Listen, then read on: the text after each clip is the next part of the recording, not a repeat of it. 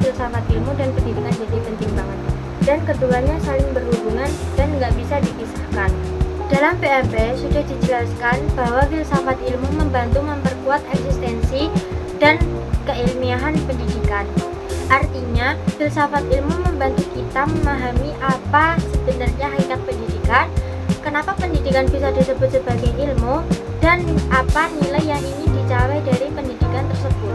Misalnya begini, pendidikan bukan cuma soal nilai ujian bagus atau soal hafal rumus, tapi pendidikan juga membentuk karakter, cara berpikir, dan cara seseorang memandang kehidupan. Nah, filsafat ilmu membantu menjelaskan itu melalui 3 kajian utama, yaitu ontologi, epistemologi, dan aksiologi. Ontologi itu membahas apa yang dipelajari. Dalam pendidikan, ontologi membantu kita untuk memahami bahwa objek pendidikan adalah manusia yang memiliki potensi untuk berkembang. Lalu ada epistemologi, yaitu bagaimana ilmu itu diperoleh.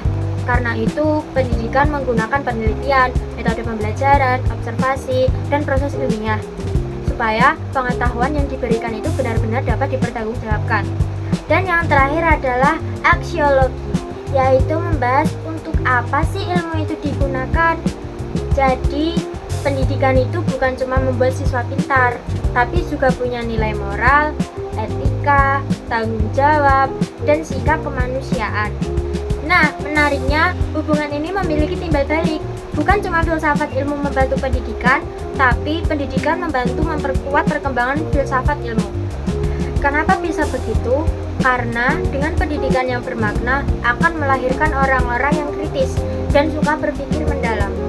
Makanya, filsafat ilmu sering disebut sebagai pisau analisis dalam pendidikan. Dengan ontologi, epistemologi, dan aksiologi, kita dapat membedah masalah pendidikan secara lebih dalam.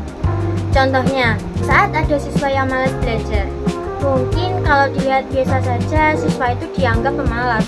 Tapi dengan filsafat ilmu, kita bisa melihat atau menganalisis lebih jauh.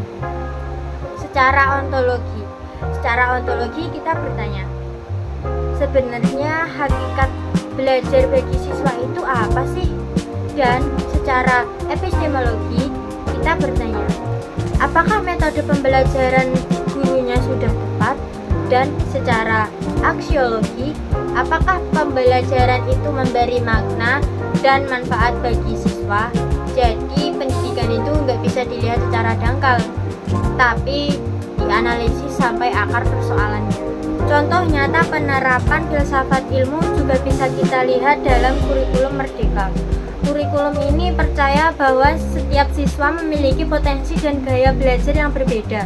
Kemudian proses belajarnya dibuat menjadi lebih aktif lewat proyek, diskusi, dan eksplorasi. Dan kurikulum ini juga menanamkan karakter seperti gotong royong, kreativitas, dan tanggung jawab. Filsafat ilmu membantu pendidikan menjadi lebih ilmiah, terarah, dan bernilai. Sementara itu, pendidikan membantu melahirkan pemikiran baru yang membuat filsafat ilmu terus berkembang mengikuti perubahan zaman.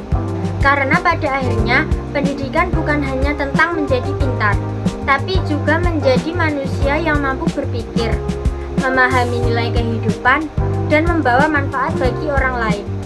Sekian dari saya. Wassalamualaikum warahmatullahi wabarakatuh.